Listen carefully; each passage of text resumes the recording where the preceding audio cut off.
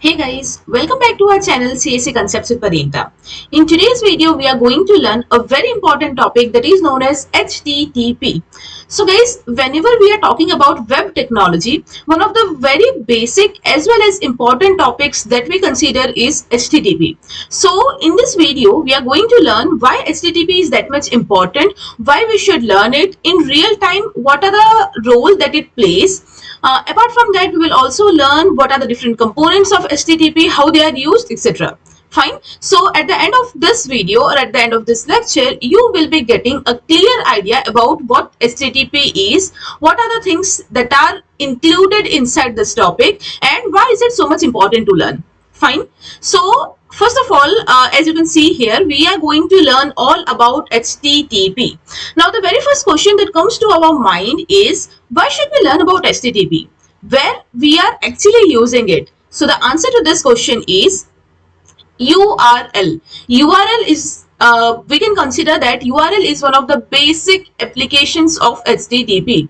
तो guys URL क्या होता है? अगर आपको कोई भी वेबसाइट, वेब पेज, कुछ भी अगर आपको एक्सेस करना हो इंटरनेट से, तो आप URL लिखते हो, राइट? जैसे सिंपल से एग्जांपल ले लेते हैं गूगल का. जैसे यहाँ पे लिखा हुआ है http://www.google.com.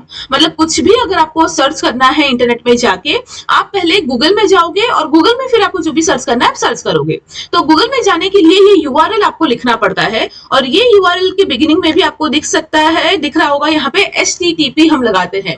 इनफैक्ट कोई भी वेबसाइट अगर हम प्ले करते हैं, फेच करते हैं, नो मैटर कोई भी स्पेसिफिक पढ़ाई का वेबसाइट है, लेट्स से अगर आप यूट्यूब भी खोल रहे हो तो http://www.youtube.com, that is actually the whole URL of YouTube, right? इसी तरीके से आप आपके यूनिवर्सिटी का वेबसाइट खोल रहे हो, कुछ भी खोल रहे हो, आप नोटिस करोगे कि it always starts with this HTTP. So this is not only 4 letters, this is much more than that. और यही वीडियो में हम ये देखने आए हैं कि ये 4 लेटर्स हम क्यों लिखते हैं, ये इतना जरूरी क्यों है. फाइन. तो URL that we know, uniform resource locator, that is the full form of URL. Guys यहाँ पे हम क्या देखने वाले हैं? ऑब्वियसली HTTP क्या है वो तो समझेंगे ही डिटेल में. हमारा मेन एम हमारे चैनल का हमेशा से होता है कोई भी कंसेप्ट को बिल्कुल क्लियर करना अपने माइंड में. बट उसके अलावा ये जो भी स्लाइड से हम गो थ्रू करेंगे वहां पे आप नोटिस करिएगा, आप साथ साथ में नोट्स बना सकते हो. बहुत छोटी छोटी चीजें भी है. जैसे हम अगर यही स्लाइड की बात करें, आपको यहाँ पे URL का फुल फॉर्म मिल जाएगा, HTTP का फुल फॉर्म मिल जाएगा. एंड अगर आप आपके एकेडमिक्स एग्जाम की बात करें, कोई भी अलग कॉम्पिटिटिव एग्जाम्स की आप तैयारी कर रहे हैं, या फिर आपके कॉलेज के वाइवास ले लीजिए, ये सारी चीजों में ये छोटे छोटे क्वेश्चंस बहुत इंपॉर्टेंट है जो रिपीटेडली पूछे जाते हैं. ठीक है. तो सबसे पहले URL आपको यहाँ पे दिख रहा है. URL stands for uniform resource locator. What is URL? जो हम वेब एड्रेस लिखते हैं आपके कोई भी वेबसाइट को फेच करने के लिए. ठीक है. तो वो जनरली किस हिसाब से हम लिखते हैं? इस तरीके से http://www.google.com. google.com या जो भी वेबसाइट आपको एक्सेस करना हो उस पे. ठीक है. तो ये HTTP जो है ना, ये एक्चुअली क्या है? एक प्रोटोकॉल है. HTTP stands for hypertext transfer protocol. And what is protocol? अगर एक ही लाइन में बोले तो it is a set of rules. ठीक है, आप लोगों को पता ही होगा protocol is nothing but set of rules.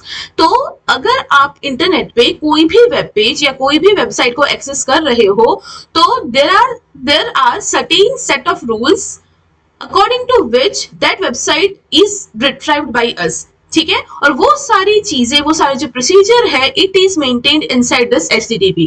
उसके अंदर क्या क्या चीजें आती है, कैसे चीजें होती है, वो हम आगे देखेंगे. Fine. So you just need to remember here is HTTP stands for hypertext transfer protocol. और इस तरीके से पूरा हमारा URL बनता है, जहां पे जो हम www.google.com लिखते हैं ना, वहां पे www एक्चुअली उसको वर्ल्ड वाइड वेब बोलते हैं. www stands for world wide web and it is actually known as sub domain. और ये पीछे का यहाँ पे सिर्फ गूगल को डोमेन नेम बताया है, बट एक्चुअली ये पूरा google.com, इसको आप कंसीडर कर सकते हो, ये हमारा डोमेन नेम हो गया. .com की जगह पे अलग अलग वेबसाइट्स के लिए हमारे पास .edu भी होता है, right? .com stands for commercial. India हो तो .in होता है. जैसे अमेजॉन इंडिया अगर है तो amazon.in, आपको पता होगा. ठीक है. इस तरीके से अलग अलग डोमेन अलग अलग एरियाज के लिए स्पेसिफाइड होते हैं. अब आगे देखते हैं ये सब क्या है. हमने समझ तो लिया ही है, बट एक फॉर्मल डेफिनेशंस देख लेते हैं. अगर हम बात करें URL की, अगर आपको पूछा जाए एग्जामिनेशन में, तो URL you can say that it is termed as a web address.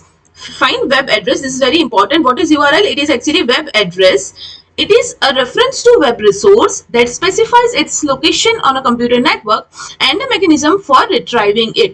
मतलब जैसे आप तो लिख दोगे ऊपर facebook.com, ठीक है, बट इंटरनेट को क्या कैसे पता चलेगा कि वो facebook.com क्या है? तो ये URL से ही पता चलता है. उसको हम क्या बोलेंगे? Web address. मतलब वेब में कौन से एड्रेस में जाके ये facebook.com उसको रिट्राइव करना है और आपको कौन सा पेज दिखाना है, वो इससे पता चलता है. Fine, this is what this definition says. मतलब आपने कभी ऐसा देखा है कि आप facebook.com लिख रहे हो बट गूगल आ गया, या आपको गूगल में कुछ सर्च करना है, आपने google.com लिखा है बट आपका जीमेल खुल गया? No, it never happens, because जो भी आप URL लिखते हो वो आपका वेब एड्रेस है और वो रिलेट करता है इंटरनली कोई एक स्पेसिफिक वेब पेज से, और एग्जैक्टली वही चीज रिट्राइव करके वो आपको देता है जो आप URL में स्पेसिफाई करते हो. ठीक है, so this is how URL is very important.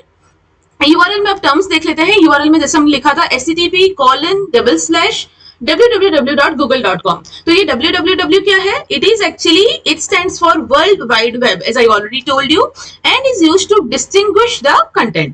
The portion of the URL is not required and can be left out many times. For example, typing http://google.com would still get you to the same website. तो देखिए guys, ये जो www हम लिखते हैं ना हमारे कोई भी URL में, तो ये important है जानना कि ये optional है. It is not the compulsory part. जैसे यहाँ पे समझाया है कि अगर आप http://www.google.com लिखते हो या फिर आप सिर्फ ऐसे google.com लिखते हो, बीच में www नहीं लिखते, तो भी आप लिख के देखना, वो गूगल पे ही आपको ले जाएगा. So www is World Wide Web which is necessary to distinguish the content, but this is the optional part. ना लिखो तो भी चलेगा. Next, google.com is the domain name. जैसे मैंने बताया कि ये google.com जो है ये पूरा डोमेन नेम होता है कोई भी वेबसाइट का. The last portion of the domain is known as domain suffix or TLD. तो ये .com जो है ना, ये .com को क्या बोलेंगे हम? Domain suffix. मतलब ये google.com जो है वो पूरा आपका डोमेन नेम होगा, बट उसमें से भी अगर हम सिर्फ .com की बात करें तो वो आपका बनेगा डोमेन सफिक्स, या फिर उसको TLD भी बोलते हैं. It is used to identify the type और location of the website. For example, .com is short form of commercial, जो मैंने आपको इससे पहले वाले स्लाइड में बताया कि कोई भी टाइप, मतलब ये कमर्शियल टाइप का वेबसाइट है, एजुकेशनल है, ऑर्गेनाइजेशनल है, क्या है, वो डिस्टिंग्विश, वो टाइप डिस्टिंग्विश करने के लिए ये डोमेन सफिक्स की जरूरत पड़ती है. तो .com जो हम लिखते हैं वो .com का एक्चुअल मीनिंग क्या है? वो कमर्शियल को आइडेंटिफाई करता है. .org किसके लिए होता है? ऑर्गेनाइजेशन के लिए. जैसे मैंने आपको बताया था, .in किसके लिए होता है? इंडिया के लिए. सिमिलरली अगर आपको यूके या यूनाइटेड किंगडम का कुछ फेच करना है तो उसके लिए आपके पास है .co.uk. ठीक है, इस तरीके से अलग अलग टाइप के लिए अलग अलग डोमेन सफिक्स डिस्टिंग्विश्ड है. There are several domain suffixes available. To get a domain, you would register the name through a domain registrar. तो वो तो डिफरेंट टॉपिक हो गया कि अगर आपको कोई नया डोमेन खरीदना है, आई डोंट नो, बट अगर आप में से किसी ने कभी कोई वेबसाइट बनाई होगी, कोई वेबसाइट होस्ट किया होगा, तो आप लोगों को ये सारे फंडों के बारे में पता होगा कि हमको एक डोमेन खरीदना पड़ता है, उसमें हम अपना जो भी आपका वेबसाइट है वो होस्ट कर सकते हो. So that is a different topic, but the moral of the story is ये जो पीछे का होता है google.com जो भी है, ये पूरा हमारा डोमेन नेम होता है. उसमें भी अगर हम पीछे की बात करें .com की, तो वो हमारे डोमेन सफिक्स होते हैं, और इस तरीके से बहुत अलग अलग डोमेन सफिक्सेस अवेलेबल है अलग अलग पर्पस के लिए. जैसे यहाँ पे थोड़े एग्जांपल्स दिए हुए हैं. ठीक है, let's move forward. What is HTTP? Now let's come to our main question, that what is HTTP. So HTTP is, it stands for, we have already discussed, it stands for Hypertext Transfer Protocol. It is a set of rules, because protocol है ना, और protocol क्या होता है? Set of rules. So we can say that HTTP is a set of rules for transferring files. The files can be text, graphic images, sound, audio, video, etc. or any other multimedia files on the World Wide Web. मतलब जो World Wide web है, world wide web is nothing but web. What is web? Internet. मतलब internet के through अगर आपको कोई भी data transfer करना हो, कोई भी फाइल ट्रांसफर करना हो, वो टेक्स्ट हो सकता है, ऑडियो, वीडियो, इमेज, PDF, कुछ भी हो सकता है, अगर आपको ट्रांसफर करना है उसके लिए इन some way or the other you have to use HTTP. Fine, ये है HTTP का formal definition. You can say that communication between client computers and web servers is done by sending HTTP requests and receiving HTTP response. तो basically ये क्या है? Request response पे काम करता है. कैसे? आगे हम डायग्राम के साथ समझेंगे इसको और डिटेल में, बट इतना समझ लो कि कोई भी हम चीज, मतलब हम URL हिट करते हैं तो वो क्या हुआ? वो हमारा रिक्वेस्ट हुआ कि हमने उसको रिक्वेस्ट किया कि हमको google.com एक्सेस करना है, और google.com जो तुरंत खुल जाता है आपके स्क्रीन पे, वो है रिस्पॉन्स। तो इस तरीके से HTTP रिक्वेस्ट और HTTP रिस्पॉन्स के हेल्प से हम कोई भी वेब पेज को रिट्राइव कर सकते हैं। HTTP is actually an application layer protocol। तो आपको पता होगा, आप लोगों ने कंप्यूटर नेटवर्किंग में पढ़ा होगा कि हमारे अलग अलग लेयर्स होते हैं, right? Application layer, physical layer, transfer layer, all these things. उसमें HTTP जो है वो कौन से लेयर का प्रोटोकॉल है? It is an application layer protocol, ठीक है? This is again an important point that you should be knowing. Then HTTP is connectionless protocol। This HTTP is connectionless protocol। Now what is connectionless protocol? मतलब अलग अलग protocols दो divisions में divide कर सकते हैं हम लोग, मतलब जिसमें कनेक्शन की जरूरत होती है और जिसमें कनेक्शन की जरूरत नहीं होती। Now those protocols that don't need the connection to be established, they are known as connectionless protocol। तो HTTP क्या है? HTTP भी connectionless protocol है। मतलब हर बार आपको डेटा ट्रांसफर करने के लिए नया कनेक्शन बनाने की, रिलीज करने की जरूरत नहीं है, ठीक है? So in one sentence, this is how you can understand what is connectionless। Then HTTP is what? Stateless। What is stateless? A stateless protocol is a communication protocol in which the receiver must not retain session state from the previous request, ठीक है? तो इसमें ये जो extra झंझट जो होता है ना, वो कुछ भी नहीं होता HTTP में, बिकॉज ना तो उसमें सेशन रिकॉर्ड रखने की जरूरत होती है, ना इसमें कनेक्शन बनाने की जरूरत होती है। तो we can say that it is connectionless protocol as well as it is stateless protocol. Fine. So these are some of the very important key points about HTTP. Now moving forward, now let's understand about the HTTP connections. So Hypertext Transfer Protocol outlines several ways by which two network devices can transfer information. Persistent versus non-persistent HTTP connections are among two of the differentiating aspects of HTTP. Fine. तो HTTP connections की जरूरत क्यों पड़ती है? HTTP connections क्या है? तो basically उसकी जरूरत पड़ती है जब नेटवर्क में दो डिवाइस है, ठीक है? कोई भी दो डिवाइस नेटवर्क में है और उन दोनों को आपस में डेटा ट्रांसफर करना है, ठीक है? कोई भी इंफॉर्मेशन ट्रांसफर करना है।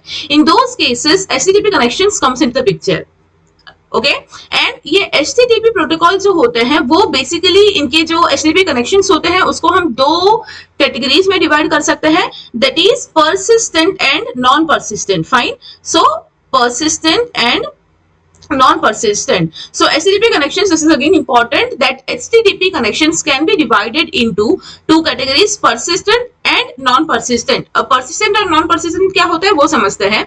सबसे पहले मतलब HTTP का जो बिल्कुल इनिशियल वर्जन्स थे ना, वहां पे सिर्फ persistent connections ही होते थे। देखिए HTTP 1.0 didn't account for non-persistent connections. तो एकदम स्टार्टिंग में जो HTTP का वर्जन 1.0 होता था, सबसे पहले जो था उसमें नॉन परसिस्टेंट कनेक्शन करके कुछ था ही नहीं, सिर्फ एक ही कैटेगरी थी, that is persistent HTTP connection. But उसकी जो नया वर्जन आया that is HTTP 1.1, it recognized the need for non-persistent in network communication।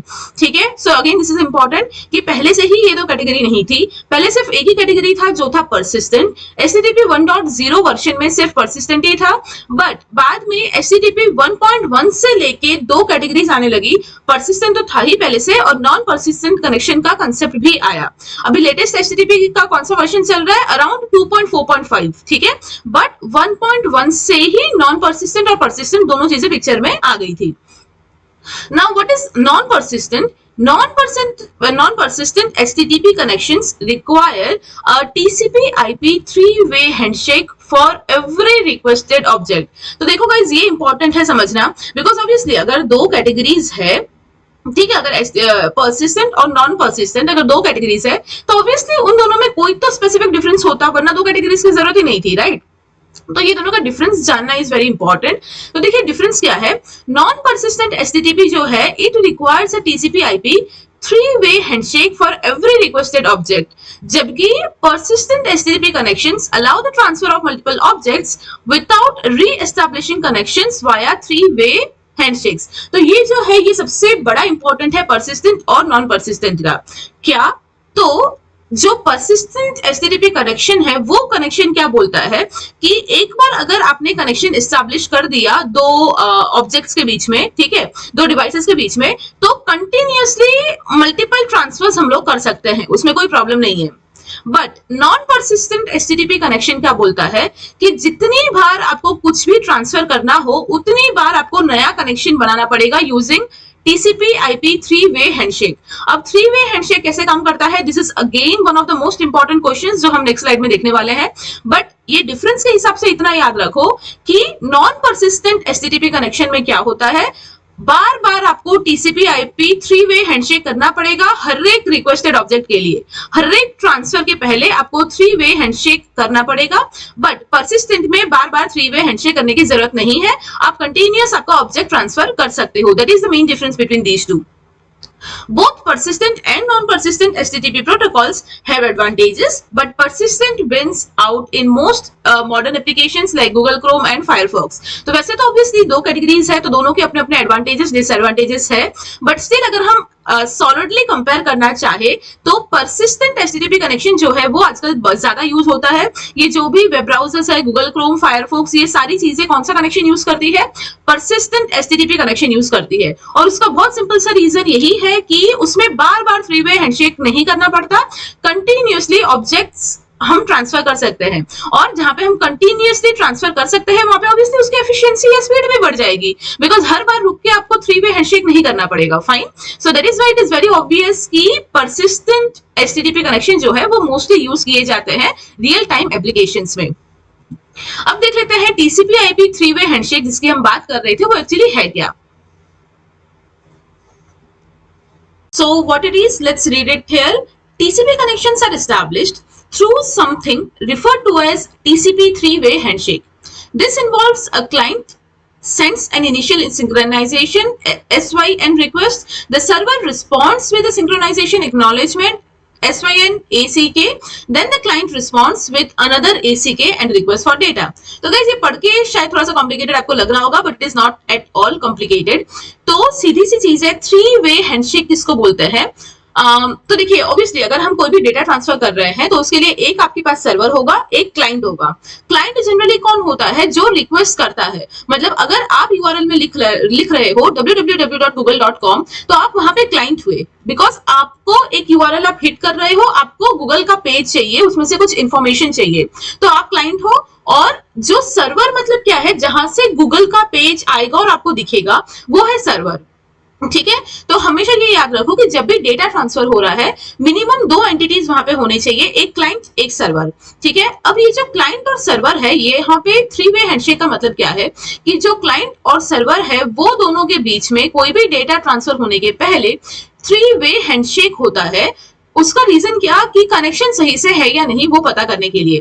तो उसके लिए क्या होता है, सबसे पहले जो क्लाइंट है, अब सबसे पहला चीज कौन करेगा, क्लाइंट, बिकॉज मुझे ही पता है ना मुझे कब कोई रिक्वेस्ट करनी है, मुझे कब google.com की जरूरत है और मुझे कब वो हिट करना है मुझे ही पता है। तो जब भी मुझे ऐसा लगेगा मुझे कुछ रिक्वेस्ट करना है तो सबसे पहले मैं क्या करूंगी, या जो भी क्लाइंट है वो क्या करेगा, वो सिंक रिक्वेस्ट भेजेगा, SYN स्टैंड्स फॉर सिंक्रोनाइजेशन। तो वो सिंक्रोनाइजेशन ठीक है या नहीं वो देखने के लिए जो क्लाइंट होगा वो सबसे पहले SYN का पैकेट भेजेगा। ठीक है, SYN का रिक्वेस्ट भेजा। अब अगर सब कुछ सही है तो फिर SYN का जो रिक्वेस्ट है ना वो सर्वर तक पहुंच जाएगा। अब सर्वर क्या करेगा, उसको एक्नॉलेज करेगा। कैसे, तो वो सिंक्रोनाइजेशन एक्नॉलेजमेंट SYN ACK भेजेगा कि हाँ मैंने एक्नॉलेज किया, सब सही है, अब आप आगे पूछ सकते हो, आपको जो भी पूछना है। Then the client response with another ACK and a request for data. समझ में आया। सबसे पहले जो क्लाइंट है वो क्या करेगा, वो सिंक्रोनाइजेशन का रिक्वेस्ट भेजेगा। सर्वर जो है वो सिंक्रोनाइजेशन एक्नॉलेजमेंट भेज के उसको एक्नॉलेज करेगा, और वो एक्नॉलेजमेंट मिलने के बाद जो क्लाइंट है वो वापस उसको एक्नॉलेज करेगा और एक्चुअली उसको जो भी डेटा चाहिए वो मांगेगा। It is as simple as that. देखिए फिगर के साथ आपको और क्लियर हो जाएगा। लेट्स से यहाँ पे ए और बी आपको यहाँ पे दिख रहा होगा, दो फिगर टीसीपी ट्रांसमिशन का। ठीक है, ए एंड बी, यहाँ पे ये दो डिवाइस है ए एंड बी। अब ए लेट्स से हमारा क्लाइंट है, बी जो है वो हमारा सर्वर है। तो जैसे हमने यहाँ पे देखा, ए जो क्लाइंट है वो क्या करेगा, क्लाइंट इनिशिएट्स टीसीपी कनेक्शन। तो सबसे पहले वो यहाँ पे आपको ये एरो दिख रहा होगा, वो कनेक्शन के लिए रिक्वेस्ट करेगा। अब जो सर्वर है वो क्या करेगा, वो एक्नॉलेज करेगा, बिकॉज हमने यहाँ पे भी देखा ठीक है। क्लाइंट जैसे ही रिक्वेस्ट करता है, सर्वर जो है एक्नॉलेज करता है, तो यहाँ पे सर्वर जो है वो एक्नॉलेज करेगा। फिर फाइनली क्लाइंट क्या करेगा, रिक्वेस्ट करेगा फाइल का, क्योंकि थर्ड टाइम तो उसने एक्नॉलेज किया, और फिर क्लाइंट फाइल मांगेगा। इधर देखो थर्ड में हम लिखा है कि client what will do, it will send another acknowledgement and request for data. तो सिमिलरली यहाँ पे जैसे ही सर्वर का सेकंड नंबर पे, ये सेकंड नंबर पे जैसे ही सर्वर का एक्नॉलेजमेंट आया, क्लाइंट क्या है, रिक्वेस्ट करेगा उसको जो भी फाइल चाहिए उस फाइल के लिए, और फाइनली रिक्वेस्ट जो भी किया है क्लाइंट ने, सर्वर वो डेटा उसको भेज देगा फोर्थ नंबर पे। Got it? तो सबसे पहले यहाँ पे कनेक्शन इनिशिएशन फर्स्ट नंबर पे, सेकंड नंबर पे वो एक्नॉलेज करेगा, थर्ड नंबर पे एक्नॉलेजमेंट मिलने के बाद क्लाइंट को जो भी चाहिए वो रिक्वेस्ट कर देगा, और फोर्थ नंबर पे क्लाइंट ने जो भी मांगा है वो सर्वर उसको भेज देगा in the form of data. Fine, it is that simple. तो ये जो है इसको थ्री वे हैंडशेक बोलते हैं, जो कि इसके पहले वाले में हमने देखा था कि नॉन परसिस्टेंट कनेक्शन में बार बार थ्री वे हैंडशेक करना पड़ता है, जबकि परसिस्टेंट में बार बार नहीं करना पड़ता। This was the main difference. Fine, I hope it is clear now. तो आपको थ्री वे हैंडशेक क्या है ये भी डायरेक्टली पूछा जा सकता है, काफी एग्जाम्स में ये पूछते हैं। It is very important to know. Let's move forward. HTTP connections. In TCP/IP protocol, only after the initial three-way handshake does the server begin transmitting data back to the client. This requires a total of 2 RTT. Keeping that in mind, it's important in differentiating persistent versus non-persistent HTTP connections. RTT क्या है? RTT stands for round trip time. ठीक है, कितना time लग रहा है request और response को आने जाने में, that is known as round trip time. For non-persistent connections, यहाँ पे क्या बोल रहे हैं, that for non-persistent connections, the three-way handshake has to be completed for every object being requested. The level of network traffic starts to end up fast and can result in timeout, drop packets and even server crashes. I hope you are understanding that. जबकि in persistent में क्या होगा, the socket between client and server remains open and the subsequent requests don't require the three-way handshake.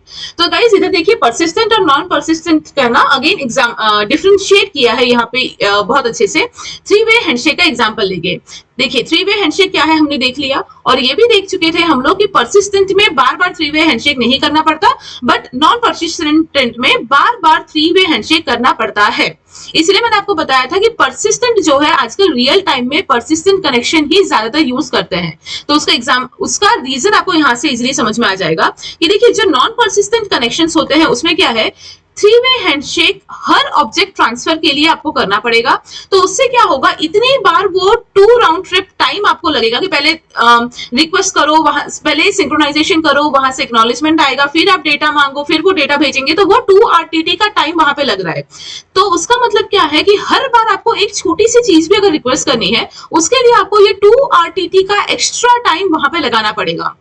Fine, इसीलिए non persistent में जो है traffic बहुत जल्दी हो जाएगा। ट्रैफिक ऑब्वियसली जो नॉर्मल ट्रैफिक है उसी तरीके से आप समझिए कि मतलब आपको अगर एक गाड़ी को भी कहीं ले जाना है ना, तो भी उसके लिए 4 गाड़ी आपको ऐसे ही चलानी पड़ेगी। तो आप सोचो जहां पे एक गाड़ी से काम हो सकता है, वहां पे मेरे रोड में अगर 4 गाड़ी में चला रही हूँ तो ऑब्वियसली हर एक गाड़ी की जगह पे 4 गाड़ी है, तो ट्रैफिक अनडाउटेडली वहां पे बढ़ जाएगा। तो नॉन परसिस्टेंट का ये डिसएडवांटेज है कि वहां पे ट्रैफिक बहुत ज्यादा बढ़ जाता है, और बिकॉज वो बैंडविड्थ बिल्कुल फुल हो जाती है तो उसकी वजह से बहुत सारे प्रॉब्लम्स आते हैं, जैसे कि time out, dropped packets and even server crashes. Because we all know कि अगर ट्रैफिक बढ़ेगा तो ये सारे प्रॉब्लम्स अराइज होंगे ही। तो अगर आपको पूछा जाता है कि नॉन परसिस्टेंट कनेक्शन में बार बार थ्री वे हैंडशेक होने की वजह से कौन कौन सी प्रॉब्लम अराइज हो सकते हैं, तो these are the problems that you can mention. Fine, जबकि परसिस्टेंट में ऐसा कुछ नहीं है, कनेक्शन ओपन ही रहता है, कंटिन्यूअसली आप फाइल ट्रांसफर कर सकते हो थ्री वे हैंडशेक करे बिना, इसीलिए ये बहुत ज्यादा एफिशिएंट रहता है। इसलिए रियल टाइम जो एप्लीकेशंस होते हैं उसमें परसिस्टेंट HTTP ज्यादा यूज करते हैं। Fine, let's move forward. HTTP session consists of 3 phases. कौन से 3 phases ऑलरेडी हम पढ़ ही चुके हैं। The client establishes a TCP connection. The client sends its request and then waits for the answer. The server processes the request and sends back its answer containing a status code and the appropriate data. ठीक है, तो appropriate data भी भेजता है and उसके साथ status भी भेजता है। मतलब ठीक है, सक्सेसफुली सेंड या अनसक्सेसफुल हो गया कोई रीजन की वजह से, तो वो स्टेटस भी सर्वर भेजता है डेटा के साथ। एंड देन जैसे ही वो डेटा भेज दिया और स्टेटस भेज दिया सर्वर ने, फिर वो कनेक्शन क्लोज हो जाता है। So this is the same that we have seen in the three way handshake figure. Fine, तो ये HTTP सेशन के फेजेस होते हैं, इस तरीके से क्लाइंट और सर्वर के बीच में कम्युनिकेशन होता है। Let's see now methods. HTTP के ना काफी अलग अलग मेथड्स है हमारे पास। HTTP supports several different request commands called HTTP methods. Every HTTP request message has a method. The method tells the server what action to perform. तो HTTP का क्या होता है? HTTP रिक्वेस्ट मेथड जब हम करते हैं, ठीक है, मतलब हम एज अ क्लाइंट जब भी सर्वर को रिक्वेस्ट करते हैं तो रिक्वेस्ट करने के लिए ना अलग अलग इनबिल्ट मेथड्स अवेलेबल है, जिससे हम सर्वर को ये बताते हैं कि सर्वर को क्या एक्शन परफॉर्म करना है। तो ये जो मेथड्स है एचटीटीपी के, ये भी बहुत इंपॉर्टेंट है।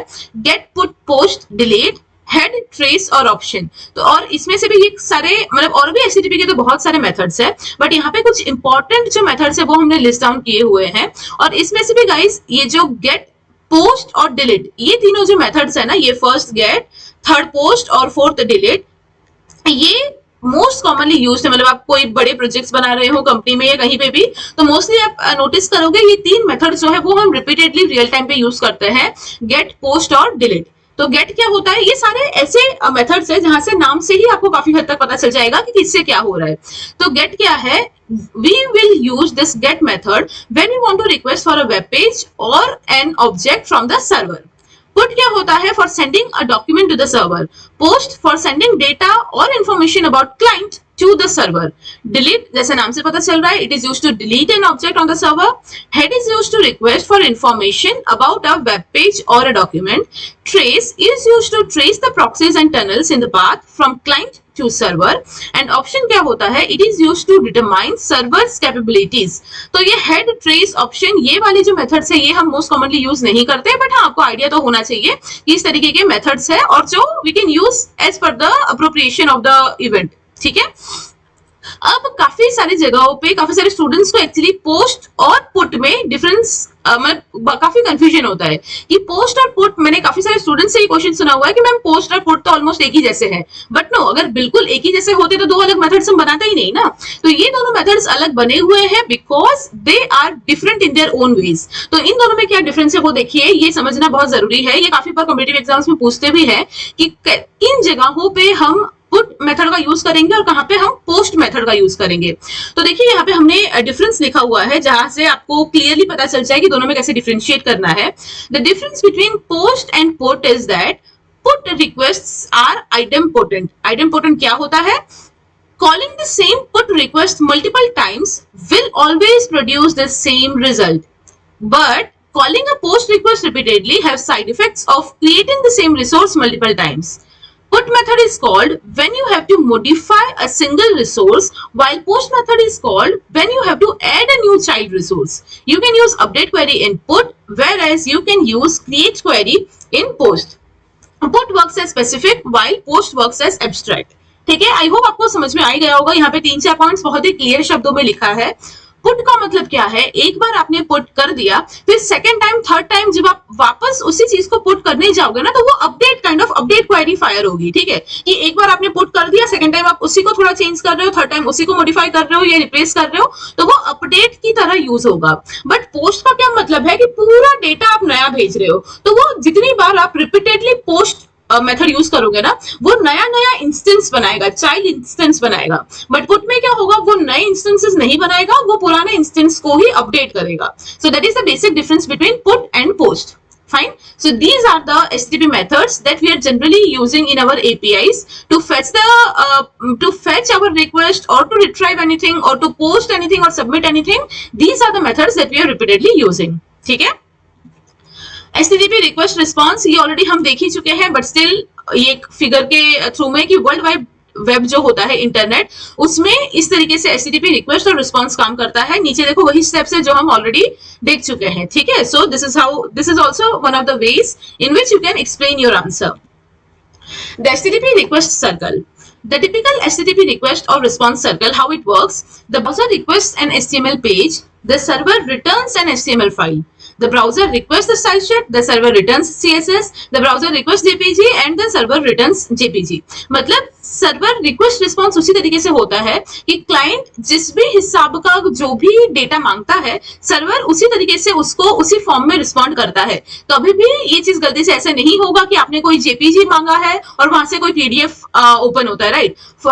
इसमें मतलब कैसे आप डिस्टिंग्विश कर सकते हो, जैसे गूगल में आई गेस बहुत सारे लोगों को ये चीज नहीं पता कि गूगल में लेट्स से अगर आप कुछ सर्च कर रहे हो और आप चाहते हो कि आपको सिर्फ पीपीटी मिले, तो आपको कैसे सर्च करना है, आपको आपका टॉपिक लिखना है पहले गूगल में और फिर पीछे file type FILETYPE file type colon PPT, इतना अगर आप लिखोगे ना फाइल टाइप कॉलन पीपीटी, तो जितने भी आपको रिकॉर्ड्स मिलेंगे, जितने भी आपको सर्च रिजल्ट्स मिलेंगे, वो सारे पीपीटी के फॉर्मेट में ही होंगे। Fine, so it is always like अगर आप क्लाइंट हो, आपको सर्च कर रहे हो, अगर आपने सही से रिक्वेस्ट किया, सही से वो कीवर्ड्स डाले, तो आपको एग्जैक्ट उसी हिसाब से रिस्पॉन्स मिलेगा जो आपको चाहिए। Fine, so this is what is explained in this slide. The message format consists of 3 following items. Now this is one of the last topic in HTTP that we want to decide, but again this is very important कि जो message format होता है ना HTTP में, उसमें basically 3 चीजें होती है। पहला है आपका start line, second is header files and the third one is message का एक्चुअल बॉडी। ठीक है, start line, header file, header fields, start line, header fields and last में मैसेज का बॉडी। तो देख लेते हैं one by one. Start line क्या होता है? All HTTP messages begin with a start line. The start line for a request message says what to do. The start line for a response message says what happened. Fine, तो कोई भी HTTP का request message है तो भी, response message है तो भी, उसमें एक पहला स्टार्ट लाइन तो होगा ही। तो इधर क्या बोला है कि अगर वो रिक्वेस्ट मैसेज है तो उसके स्टार्ट लाइन में क्या मेंशन होगा कि व्हाट टू डू, उसको क्या चाहिए, और अगर रिस्पॉन्स मैसेज है उसके स्टार्ट लाइन में क्या होगा, वो मेंशन करेगा कि व्हाट हैपेंड, उस तरीके का इंफॉर्मेशन उसमें होगा। तो स्टार्ट लाइन इज समथिंग जो HTTP जो भी मैसेज फॉर्मेट है, रिक्वेस्ट है या रिस्पॉन्स है, उसका स्टार्टिंग स्टार्ट लाइन से ही होगा। ठीक है, तो हमने क्या देखा था? स्टार्ट लाइन, फिर था हेडर, फिर था मैसेज बॉडी। तो स्टार्ट लाइन तो हमने देख लिया, अब देखते हैं हेडर फील्ड किसको बोलते हैं। तो गाइस अगेन HTTP के जो हेडर्स होते हैं ना, वो बहुत इंपॉर्टेंट है। तो what you need to remember, the main points here are कि there are 4 different types of header files that we are using. ठीक है, HTTP हेडर्स 4 टाइप्स के होते हैं, जो कि है general header, request header, response header and entity headers. ये 4 डिफरेंट टाइप्स ऑफ हेडर्स होते हैं। Fine. HTTP message headers are used to precisely describe the resource being fetched or the behavior of the server or the client. There are 4 types of HTTP message headers. अब ये जो 4 type के message headers हमने देखे, वो कौन सा कैसे काम करता है वो तो देखेंगे, बट सबसे पहले देखिए ये 4 अलग अलग क्यों है, ये वाले पॉइंट से आपको पता चलेगा। General header and entity headers are present in both request message and response message. ठीक है, रिक्वेस्ट और रिस्पॉन्स मैसेज हम ज्यादा डिस्कस कर रहे हैं बिकॉज आपको पता है, हमने ऑलरेडी देखा है, एक सर्वर होता है, एक क्लाइंट होता है। क्लाइंट जो है वो रिक्वेस्ट मैसेज भेजता है और सर्वर वो रिक्वेस्ट मैसेज पढ़ के उस हिसाब से रिस्पॉन्स मैसेज भेजता है। ठीक है, तो यहाँ पे क्या लिखा है देखिए, general header and entity headers are present in both request message as well as response message, but request header is present only in request message and response header is present only in the response message. तो ये जो 4 headers आपको यहाँ पे दिख रहे हैं, general, request, response, entity, तो फर्स्ट और फोर्थ जो है जनरल और एंटिटी हेडर्स, ये रिक्वेस्ट रिस्पॉन्स दोनों मैसेज में होगा, बट रिक्वेस्ट हेडर्स सिर्फ रिक्वेस्ट मैसेज में ही होगा और रिस्पॉन्स हेडर्स सिर्फ रिस्पॉन्स मैसेज में ही होगा। ठीक है, नाउ जनरल हेडर्स जो है उसका हमने यहाँ पे, जनरल हेडर्स में जनरली कौन कौन सी चीजें होती है वो यहाँ पे लिखा हुआ है, cache control, connection, date, MIME version, upgrade, ये सारे नाम से ही पता चल जाए, ऐसे फील्ड से उसका डिस्क्रिप्शन आप यहाँ पे पढ़ के समझ सकते हो। ठीक है, बिकॉज एग्जाम में 2-1 मार्क्स में ये चीज भी पूछ सकते हैं कि जनरल हेडर में कौन कौन सी फील्ड्स होती है और उनका इंपॉर्टेंस क्या होता है। Fine, but the more important thing that you should be knowing is कि 4 तरह के हेडर्स होते हैं और रिक्वेस्ट और रिस्पॉन्स मैसेज में कौन से हेडर्स यूज होते हैं। ठीक है, वो एग्जांपल के साथ और डिटेल में देखते हैं, आपको ज्यादा अच्छे से समझ में आएगा। देखिए यहाँ पे हमने दोनों फॉर्मेट क्लियरली बताया है, लेफ्ट में है format of request message and right में है फॉर्मेट ऑफ रिस्पॉन्स मैसेज। तो दोनों में आप देख सकते हो नीचे के जो 3 फील्ड्स है ना, header field, blank line, message body, ये तीनों चीजें सेम है। ठीक है, ये तीनों जो फील्ड्स है वो दोनों में सेम आएगा, रिक्वेस्ट मैसेज और रिस्पॉन्स मैसेज दोनों में। सिर्फ पहला जो फील्ड है वो डिफरेंट है, रिक्वेस्ट मैसेज में होगा रिक्वेस्ट लाइन, रिस्पॉन्स मैसेज में होगा स्टेटस लाइन। ठीक है, रिक्वेस्ट मैसेज में request line, it is very easier to remember, and response message में स्टेटस लाइन। अब अगेन एग्जांपल के थ्रू देखते हैं कि दोनों जो मैसेज होते हैं ना उसका फॉर्मेट एक्चुअली दिखता कैसे है। ये रहा complete example of response message. तो देखिए यहाँ पे हम सिर्फ रिस्पॉन्स मैसेज के बारे में डिस्कस करेंगे, बट रिक्वेस्ट मैसेज भी इसकी तरह ही होगा। सिर्फ डिफरेंस क्या था, यहाँ पे देखिए लेफ्ट साइड में ना आपको सारे फील्ड्स के नेम दिख रहे होंगे, तो डिफरेंस बस वही है, यहाँ पे हम रिस्पॉन्स मैसेज देख रहे हैं, इसलिए पहला फील्ड हमारा है यहाँ पे स्टेटस लाइन, पहला फील्ड आपको दिख रहा होगा स्टेटस लाइन। बट यहीं पे अगर हम रिक्वेस्ट मैसेज की बात करते तो पहला फील्ड क्या होता, रिक्वेस्ट लाइन। सिर्फ यही डिफरेंस होता है, बाकी नीचे की जो सारी चीजें है ना ये दोनों के लिए सेम है। तो अगर आपको एग्जाम में रिस्पॉन्स मैसेज या रिक्वेस्ट मैसेज किसी का भी कंप्लीट एग्जांपल पूछते हैं तो आपको बस ये स्टेटस लाइन और रिक्वेस्ट लाइन पहले वाला फील्ड जो है वो अल्टर करना है, और नीचे के फील्ड्स जो है ये general header, response header, entity header, blank line, message body, ये सारी चीजें हमारी सेम रहेंगी। ठीक है, so this is a complete example of response message. फिर सबके सामने क्या क्या चीजें लिखी हुई है, कौन कौन से डिटेल्स लिखी हुई है वो आप देख सकते हो।